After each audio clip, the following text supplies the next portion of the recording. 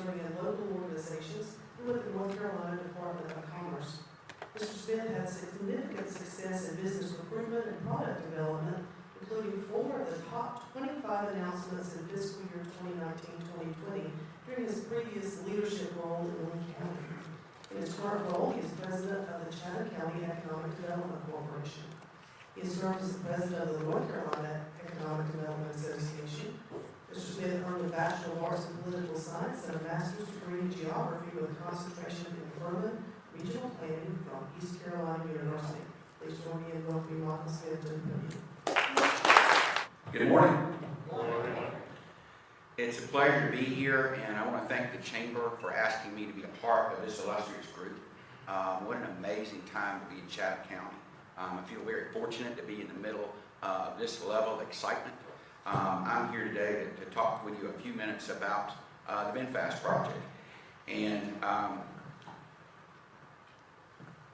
the first slide that we'll have shows the map that we use consistently that I want you to take a very, very close look at, because the map is absolutely extraordinary.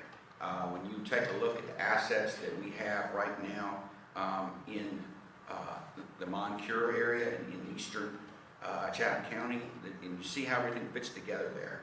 Right off of the US 1 freeway, you see the tip site, which is basically adjacent to the Harris Lake, across from Jordan Lake, very close to Chatham Park, also very close to Raleigh Executive Jetport, which is an important part of our story.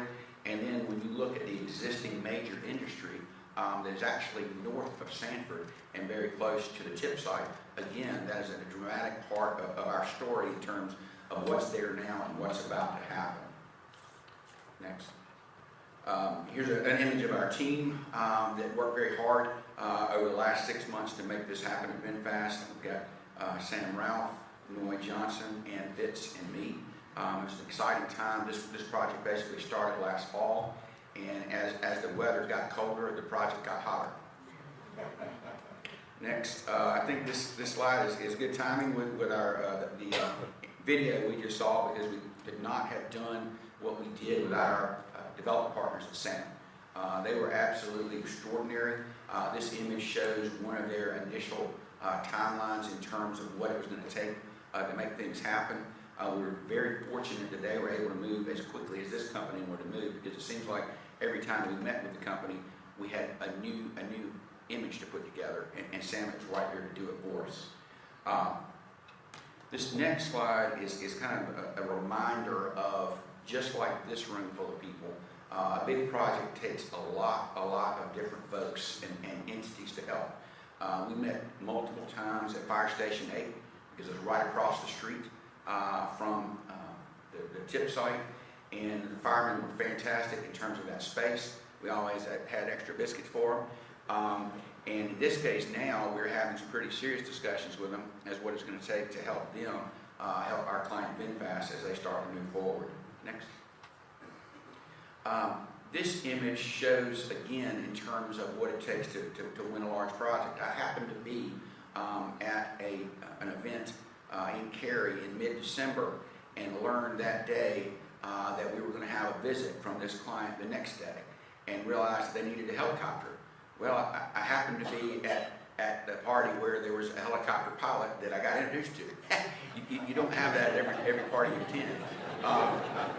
The next morning, that helicopter was with us and showed this client just what was possible at the tip site. It was a 2,000-acre site, and being able to see it that quickly demonstrated how our team could come together with the assets that this particular project needed. Next slide. I didn't know if I was ever going to show this slide to anybody, and I'm glad I did take that picture, because May a year ago, I attended a very special event. It was at the Raleigh Executive Jetport, and it was the city of Sanford and also the Golden Leaf got together to help in terms of a grant that put the water and sewer that went from Sanford past the airport and to the Triangle Innovation Point site. And you know, it's a very memorable image but it's an image that shows it takes a lot of different people and things, and another thing in terms of things you don't even think about. I know Chris talked about it a little bit earlier about water and sewer and how that helps drive things, and without this particular project, we may not have won the VinFast deal. The next slide is an image of, I kept washing that black Jeep, and I kept having more site visits and kept winding up with the orange stripes on it. But getting out there in the mud is what we needed to do because it's great to see it from the air, but ultimately they're going to want to see it on the ground as well.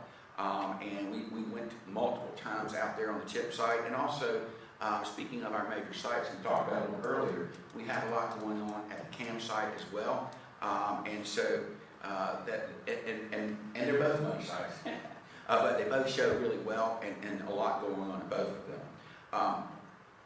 Next one is an image of some of the boardrooms that we were in. What happened was in December, when things went well in December, and then in late February, we got the call that possibly we were going to be one of the last 2 sites, and what they wanted to do is basically bring in a group of their attorneys and their real estate folks and executives in the company and spend 3 weeks with us checking every single box.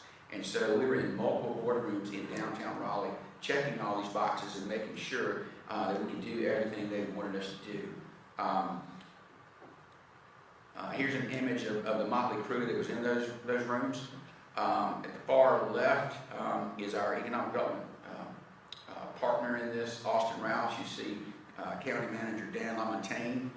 You see one of our team members, Sam Ralph, in that image. You also see in the middle there, that's Hy. He is with the Ben Group. He is the director of their corporate partnerships. You also see David Spratley, senior member from the Department of Commerce, me, and then to my left is Bob Hageman, who's the county attorney. He was extremely helpful throughout the process. This image, we had a special dinner one night in downtown Raleigh, and I thought, this is an international firm, and they're familiar with international, iconic international symbols in different places. You got London, Paris, Rome, Pittsburgh. So I thought they needed that T-shirt, and so we had the Duke, Carolina, and state colors to give out to everybody that night. Next image, this is us in Raleigh during the event on the 29th in front of a VF8 and a VF9 that they're going to be building here in Chatham County. Next.